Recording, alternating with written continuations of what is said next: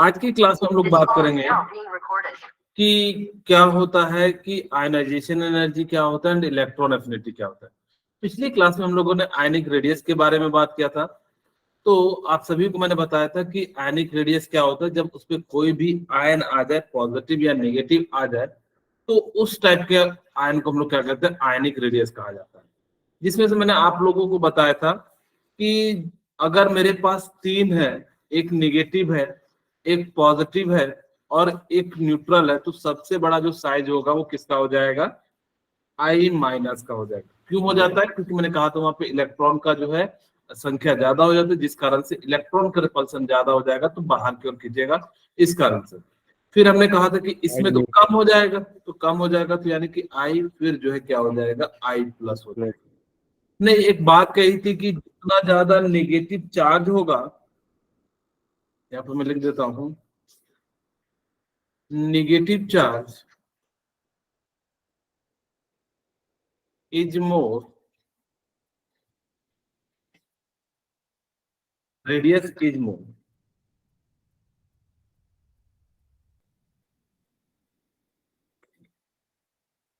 ठीक है, यानी कि क्या हो जाएगा, रेडियस जो है हाई हो जाएगा। और अगर पॉजिटिव चार्ज जितना ज्यादा होगा तो बताइए रेडियस क्या हो जाएगा, कम कम हो जाएगा। यही बेसिकली हमने पिछली क्लास में भी बात किया था।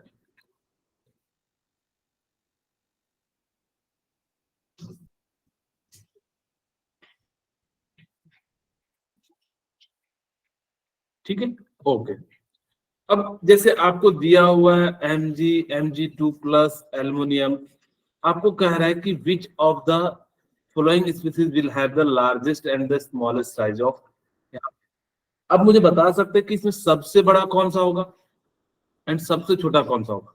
यहाँ पे देखिए ध्यान से, मैग्नीशियम पहले आता है, एल्युमिनियम की बाद में आता है, बाद में आता है मैग्नीशियम, 12 होता है, एल्युमिनियम क्या हो जाता है, आपका ये हो जाता है। ठीक है, ओके। अब मुझे बताइए कि मैग्नीशियम और एल्युमिनियम, क्योंकि यहाँ पे तो पॉजिटिव चार्ज है, पॉजिटिव चार्ज तो छोटा होता है, मुझे बताइए मैग्नीशियम बड़ा होगा या एल्युमिनियम बड़ा होगा। तो यहाँ पे जो सबसे बड़ा होगा, लार्जेस्ट क्या हो जाएगा, लार्जेस्ट तो मैग्नीशियम हो जाएगा, Mg। और आपसे कह रहा है स्मॉलेस्ट। अगर मैं स्मॉलेस्ट की बात करूं, जितना ज्यादा पॉजिटिव, एक तो इधर वैसे भी छोटा और फिर तीन तीन पॉजिटिव, यानी कि सबसे छोटा क्या हो जाएगा, Al+3 हो जाएगा। बोलिए, क्लियर है? Yes sir. Yes sir. Okay. अब जैसे यहाँ पे आपको क्वेश्चन दिया हुआ है कि कंसिडर आइसो इलेक्ट्रॉनिक्स, यानी कि सभी के पास क्या सेम नंबर ऑफ इलेक्ट्रॉन है। आप उन सभी को क्या करना है, आपको बताना है कि सबसे ज्यादा किसका होगा। ओके, हम लोग चेक करते हैं। हमारे पास क्या है कि सोडियम है, ठीक है। अब देखो सबसे बड़ा तो क्या हो जाएगा, O2- हो जाएगा, फिर क्या हो जाएगा, F- हो जाएगा, फिर Na+ हो जाएगा, और फिर क्या हो जाएगा, P हो जाएगा। क्योंकि जितना ज्यादा नेगेटिव चार्ज होगा उतना ज्यादा क्या हो जाएगा, उसका साइज बड़ा होगा, और जितना ज्यादा पॉजिटिव चार्ज होगा उतना ज्यादा छोटा होगा। ये वाला क्वेश्चन मैंने कल भी कराया था, इसका राइट आंसर बताइए क्या होगा। Sir option D. क्या सभी को समझ में आ रहा है? ऑप्शन क्या होगा इसका, ऑप्शन डी। Very good. इसका राइट आंसर क्या हो जाएगा, ऑप्शन डी। अब आप लोग ये बताइए, which of the flowing set contain only iso electronics ion, यानी कि किसके पास जो है कि सभी के पास आइसो इलेक्ट्रॉनिक्स है, यानी कि नंबर ऑफ इलेक्ट्रॉन सेम है। एक एक करके चेक करते हैं। जिंक के पास कितना था, 30, यानी कि 28। कैल्शियम के पास 20, 18, यानी कि तो गलत हो गया। अब देखो पोटासियम के पास 19 था, 18। कैल्शियम के पास 20 था, 2 चले गया तो 18। ठीक है। स्केरियम 21 होता है, 3 चले गए तो 18। क्लोरीन 17 होता है, 1 आ गया 18। तो यानी इसका राइट आंसर क्या हो जाएगा, बी आ जाएगा।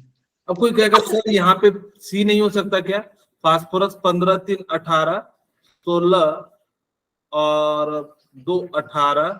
क्लोरीन यहाँ पे क्या हो जाएगा, 17, 1, 18।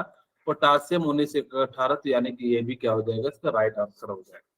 ठीक है, तो इस प्रकार से हम लोग क्या कह सकते हैं, यानी कि जो है इनका जो है निकाल सकते हैं। अब यहाँ पे देखिए स्केडियम, टिटेनियम, ठीक है, आपके पास टिटेनियम का कितना हो जाता है, स्केडियम टिटेनियम यानी कि 22 18, आर्गन हमारे पास क्या हो जाएगा 18, क्रोमियम कितना होता है 24, तो ये गलत हो जाएगा, तो इसका राइट आंसर जो है 2 ही हो जाएगा। एक बार चेक कर लीजिए, स्केडियम है, पोटासियम 19 होता है, एक घट गया 18, कैल्शियम 20 होता है, 2 घट गया 18, इस जो है स्केडियम जो होता है वो क्या हो जाता है 21, 3 घट गया 18, क्लोरीन, यानी कि इसके जो है 2 राइट आंसर हो जाएंगे। सर ओके, सर अगर पेपर में आए तो सर ऑप्शन बी एक्चुअली ये जेई का क्वेश्चन है, मल्टीपल वाले हैं, नीट में ऐसा नहीं देगा, ठीक है। Okay sir. ओके, अब जैसे ये पूछा गया है कि द करेक्ट इंक्रीजिंग ऑर्डर, 2023 का क्वेश्चन है, आयनिक रेडियस, इसलिए मैंने कहा भी था काफी ज्यादा इंपॉर्टेंट है। आपको बताना है कि सबसे ज्यादा, अब देखिए जितना ज्यादा नेगेटिव चार्ज -2 तो सबसे बड़ा, फिर माइनस, फिर उसके बाद प्लस, फिर 2 प्लस, यानी इसका राइट आंसर क्या हो जाएगा। सी आपको देखिए 2023 का जेई का क्वेश्चन आ गया, जेई मेंस का, तो आप इस प्रकार से बना सकते हो। बोलिए, क्लियर है? Yes sir. Yes, sir. Okay, अब हम आज की क्लास में बात करेंगे आयनाइजेशन एनर्जी के बारे में। सबसे पहले मैं समझाता हूं कि आयनाइजेशन एनर्जी का मतलब क्या होता है, ध्यान से सुनना, बड़ा अच्छा इंटरेस्टिंग टॉपिक है। आयोनाइजेशन, ठीक है, आयोनाइजेशन एनर्जी, मैं इसको ना वर्ड को तोड़ता हूं। देखिए आयन है, जैशन मतलब, आइजेशन का मतलब होता है ब्रेक या रिमूव करना, सिंपल शब्दों में करूं तो रिमूव करना, या आप सिंपल कह दो आयन का फॉर्मेशन करना। अगर मैं इसको शब्दों में तोड़ू, आयनाइजेशन का मतलब क्या हो जाता है, यानी कि आयन में कन्वर्ट करना, उसी को हम लोग क्या कहेंगे आयनाइजेशन कहेंगे। तो ये लिखते हैं the amount of energy, the amount of energy required to remove a electron from the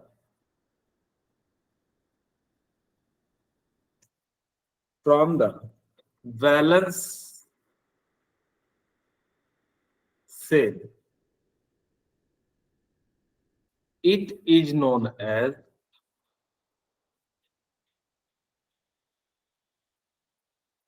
ionization energy, ठीक है। अब एक या एक से ज्यादा भी निकाल सकते हैं, ऐसा नहीं कि सिर्फ एक ही निकालेंगे। अब जैसे आपको मैं समझाता हूं इसका मतलब क्या होता है, ध्यान सुनिएगा। ये मान लिया मैंने न्यूक्लियस है, ठीक है, और यहाँ पे मजे से पहले इलेक्ट्रॉन घूम रहे थे, जैसे आप लोग अभी मजे में घूम रहे हैं, ठीक है। अब यहाँ पे इलेक्ट्रॉन है, इलेक्ट्रॉन को कौन बांध के रखा हुआ, न्यूक्लियस, यानी कि यहाँ पे जो न्यूक्लियस है वो इसको क्या करके रखा हुआ है, बांध के रखा हुआ है। अब ये चाहता है कि हम चाहते हैं कि इसके इलेक्ट्रॉन को बाहर निकाल दें, तो आप क्या करोगे, एनर्जी देंगे या निकालेंगे। अगर मैं चाहता हूं कि इस इलेक्ट्रॉन को मैं क्या कर दूं, बाहर फेंक दूं या बाहर निकाल दूं, तो मुझे क्या करना पड़ेगा, एनर्जी देना पड़ेगा या फिर निकलेगा, तो सर देना पड़ेगा, क्योंकि ये तो मजे से घूम रहा था, इसको क्या जरूरत है।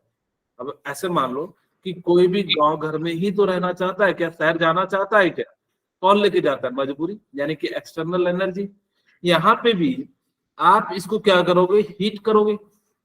अब हीट करोगे तो यानी कि ये एनर्जी लेगा और ये कहाँ चले जाएगा, बाहर चले जाएगा, और अगर बाहर चले गया तो इस पे चार्ज आ जाएगा, पॉजिटिव चार्ज आ जाएगा, और इलेक्ट्रॉन जहां पे गया उस पे चार्ज कैसा आ जाएगा, निगेटिव आ जाएगा। तो इस कारण से आयन में कन्वर्ट करने के लिए जो एनर्जी चाहिए उसी को हम लोग क्या कर देते हैं, आयनाइजेशन एनर्जी कर देते हैं। अच्छा, मैं एक छोटा सा बात पूछता हूं, आयनाइजेशन एनर्जी जो है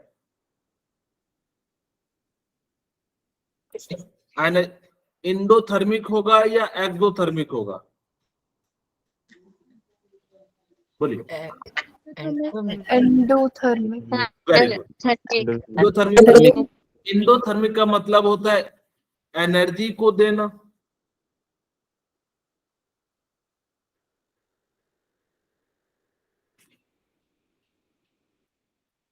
अब कोई बच्चा कहेगा सर मैं तो भूल जाता हूं कि एंडोथर्मिक और एक्सोथर्मिक, तो थोड़ा सा यहाँ ध्यान दीजिएगा। आपको मैं एक याद रखने का तरीका बताने जा रहा हूँ, शायद आप लोगों को वैसे भी याद हो, क्योंकि ज्यादा बड़ा बात है नहीं। एक्सोथर्मिक एंड इंडोथर्मिक,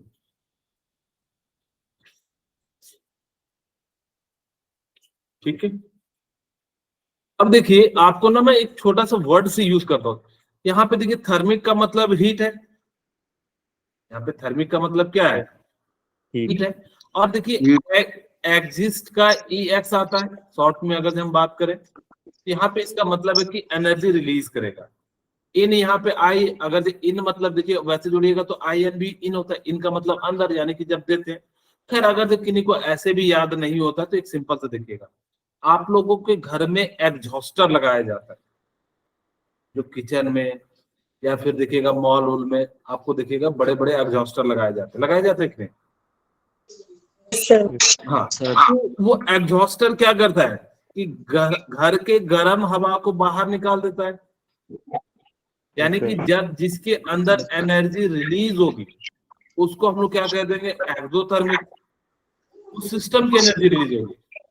लेकिन इंडोथर्मिक में क्या होगा कि जब आप क्या करोगे, एनर्जी दोगे, यहाँ पे क्या हो जाएगा? एक्सोथर्मिक में एनर्जी जो है रिलीज होगी।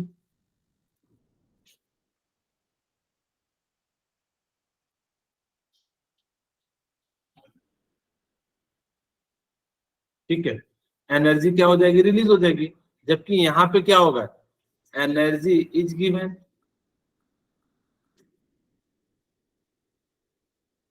तो जिसको एनर्जी दोगे तो वो क्या हो जाएगा? आपको इंडोथर्मिक, यानी कि सिस्टम को दे रहे हो तो इंडोथर्मिक, और जिससे निकल रहा है तो उसको क्या कहेंगे? एक्सोथर्मिक कह देंगे। यही बातें यहाँ पे भी लिखा हुआ है, energy required to remove the outermost electron from gaseous neutral atom. इसी को हम लोग क्या कह देते हैं? आयनाइजेशन एनर्जी कह देते हैं। और जो ये एनर्जी है इसी को हम लोग क्या कह देते हैं? आयनाइजेशन एंथैल्पी कह देते हैं। Quantitative measure of the tendency of an element to lose an electron, यानी कि कितना इलेक्ट्रॉन लूज करते हैं। मैं यहाँ पे आपको सक्सेसिव आयनाइजेशन एनर्जी की बात करते हैं। सक्सेसिव एनर्जी, सक्सेसिव एनर्जी का मतलब है कि एक के बाद एक किसी एटम से अगर इलेक्ट्रॉन निकालेंगे तो क्या होगा। जैसे मान लो कि मैं आयनाइजेशन एनर्जी किसी फर्स्ट निकाल रहा हूं ए एलिमेंट का, तो आपको पता है कि इलेक्ट्रॉन अगर जब निकालना है तो एनर्जी देनी पड़ेगी। अगर एनर्जी देनी पड़ेगी तो एनर्जी मैंने इसको E1 मान लिया। अब मैंने सिमिलरली आयनाइजेशन एनर्जी जो है 2 के लिए, ए एलिमेंट के लिए मुझे फिर से एनर्जी देनी पड़ेगी, क्योंकि मैं चाहता हूं कि इसी से दूसरा इलेक्ट्रॉन, मैं एक एग्जांपल के रूप में समझाऊंगा, तो यहाँ पे आयनाइजेशन एनर्जी 2 हो जाएगी। सिमिलरली मेरे पास एनर्जी, आयनाइजेशन एनर्जी जो थर्ड का निकालना चाहूं एलिमेंट ए का, तो मेरे पास कितना हो जाएगा? E3 एनर्जी हो जाएगी। अब यहाँ पे देखिए जैसे एग्जांपल के रूप में एल्युमिनियम, एल्युमिनियम का मैं फर्स्ट इलेक्ट्रॉन निकालूं तो Al प्लस हो जाएगा, इसकी आयनाइजेशन एनर्जी E1 मान लिया। ठीक है, अब मैं Al प्लस से फिर से एक इलेक्ट्रॉन निकालूंगा, क्या हो जाएगा? Al प्लस प्लस हो जाएगा। बोलिए, क्या यहाँ तक समझ में आ गया? Yes. तीसरा अगर मैं निकालूं तो A प्लस प्लस से निकालूंगा, क्या हो जाएगा? A प्लस प्लस प्लस, और यहाँ पे क्या हो जाएगा? आयनाइजेशन एनर्जी था। अब आपको पता होना चाहिए कि आयनाइजेशन एनर्जी जो थर्ड होगा वो ज्यादा होगा इसके कंपैरिजन में। Ionization energy of 2 and ionization of energy 1। कोई बच्चा कहेगा सर कैसे, तो इसका लॉजिक सुनिएगा। अब मान लो कि मैं आप लोगों को मैं पेन बेचना चाह रहा हूं और 3 रुपये का पेन जो है मैं 30 रुपये में बेचना चाह रहा हूं। अब पहली बार तो मूर्ख बन जाओगे कि हाँ सर पढ़ाते हैं केमिस्ट्री, चलो ले लेते हैं। लेकिन दोबारा आपको मैं बनाऊंगा तो क्या बनोगे क्या? नो तो मुझे सर। क्या देनी पड़ेगी, हाँ, बहुत सर। ज्यादा एनर्जी देनी पड़ेगी। और तिबारा यानी कि क्या हो जाएगा कि बहुत ज्यादा। एक्चुअली होता क्या है, इसका लॉजिक समझिएगा। अब मैं यहाँ पे आपको पहले एक ऐसे ही रैंडम समझाया। अब मान लो कि यहाँ पे एल्युमिनियम है, ठीक है, और एल्युमिनियम के पास ऑटो में 3 इलेक्ट्रॉन है, ठीक है। यहाँ पे एल्युमिनियम के पास कितने इलेक्ट्रॉन है, सॉरी प्रोटॉन कितने, 13 है। शुरू में इलेक्ट्रॉन कितने हैं, 13 है। अब जैसे ही एक इलेक्ट्रॉन निकल गया तो प्रोटॉन का यानी कि न्यूक्लियस का पावर बढ़ गया। अब जैसे ही न्यूक्लियस का पावर बढ़ जाएगा तो क्या इलेक्ट्रॉन निकलने देना चाहेगा? नहीं। ये स्वाभाविक सी बात है ना, क्या इलेक्ट्रॉन निकलने देना चाहेगा? क्या नहीं देना चाहेगा। इसीलिए वहां पे क्या हो जाता है कि जैसे ही एक इलेक्ट्रॉन निकालोगे तो न्यूक्लियस पावरफुल हो जाएगा और वो नहीं चाहेगा कि मेरे इलेक्ट्रॉन जो है बाहर निकले। इसी कारण से यहाँ से इलेक्ट्रॉन निकालना जो है काफी मुश्किल हो जाता है। Got it. अब जैसे फिर से अगर दूसरा इलेक्ट्रॉन निकालोगे तब तो और ज्यादा एकदम पावरफुल हो जाएगा न्यूक्लियस। अगर किसकी मजाल जो है मेरे पावर से जो है कोई इलेक्ट्रॉन खींच ले, जिस कारण से यहाँ पे क्या हो जाएगा कि न्यूक्लियस का फोर्स लगेगा, तब आपको बहुत ज्यादा एनर्जी देनी पड़ेगी। इसी कारण से जैसे जैसे आप सक्सेसिव एनर्जी जो है इलेक्ट्रॉन निकालोगे वैसे वैसे एनर्जी जो है उसकी इंक्रीज करती चली जाएगी। बोलिए क्या आप लोगों को ये समझ में आ गया? Yes sir. Yes, sir. अब हम Yes, sir.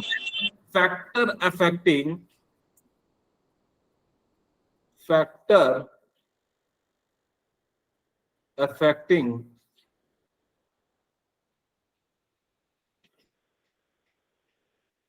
Ionization energy. पहले ना जनरल ट्रेंड पढ़ लेते कि पढ़ ही लें। चलिए इसको पढ़ ही लेते, लिख दिए तो आयोनाइजेशन एनर्जी।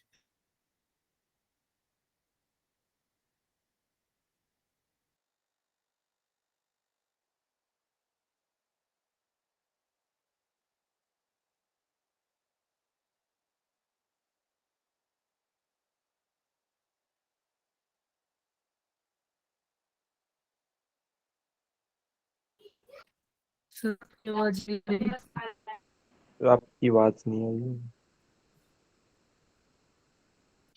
ओके, मेरी आवाज जा रही है? Yes, sir. Yes sir. मैं ना किसी एक को पहले होस्ट बना देता हूँ। जिनके पास वाईफाई थोड़ा सा हैंड रेस करेंगे। ओके, लास्ट में जिनके पास वाईफाई है उन्होंने का नाम हैंड रेस कीजिएगा। मैं उनको थोड़ा देर के लिए मेरी लाइट चली गई थी, उनको बना देता हूँ। वरुण आपके पास है ना? Yes sir. ओके ठीक है, और एक दो को बना देता हूँ। और किनका था? पुनीत। पुनीत कहाँ गया? ठीक है, ओके। मैं लेफ्ट कर जाता हूँ मोबाइल से। अगर किसी को कुछ डाउट होगा ना तो आप डायरेक्ट आज पूछ लेना, तो मेरी आवाज क्लियर नहीं जा पाएगी। ओके ठीक है, मेरी स्क्रीन विजिबल है? Yes sir. Yes, sir. Factor affecting ionization energy. आपकी आवाज कट के आ रही है। बारिश पड़ रही है ना, इसलिए मुझे सर आपकी बात सर क्या रही है? Yes sir. सर आपकी आवाज कट के आ रही है। आपकी आवाज नहीं आ रही है। आवाज नहीं आ रही। अभी भी क्लियर नहीं है। जाएगी जाएगी। सर बहुत हाँ, सर आवाज नहीं आ रही है। just one minute। सर आपकी आवाज कट के आ रही है सर। क्लियर नहीं आ आपकी रही आवाज सर। सर आपकी आवाज नहीं आ रही। Just सर जी मैं आवाज नहीं आ रही। सिस्टम को थोड़ा सर आवाज क्लियर नहीं आ रही है, कट के आप फिर से मैसेज ज्वाइन कर लो। कर-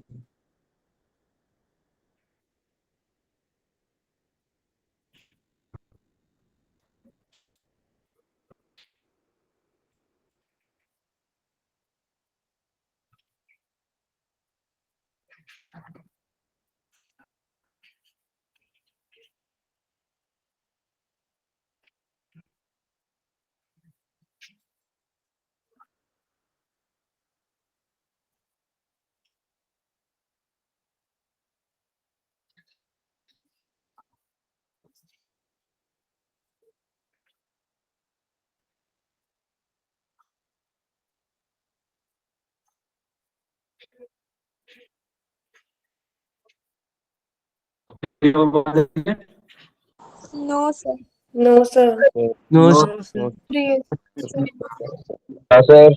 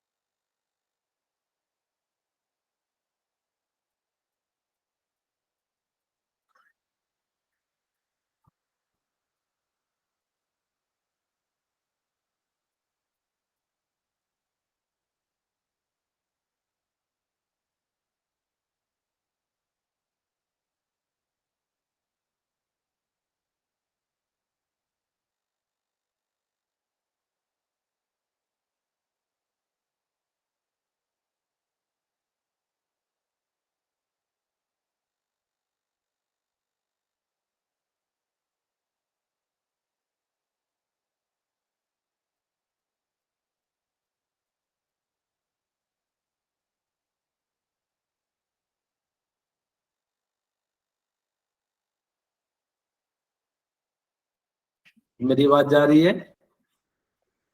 यस यस सर। ओके, ठीक। चलिए, लाइट आ गया है इसलिए आवाज अब जाने लगा है। हाँ, अब मैं फिर से सर फिर से गई आप। सर नहीं आ रहा है। चली गई। चली गई।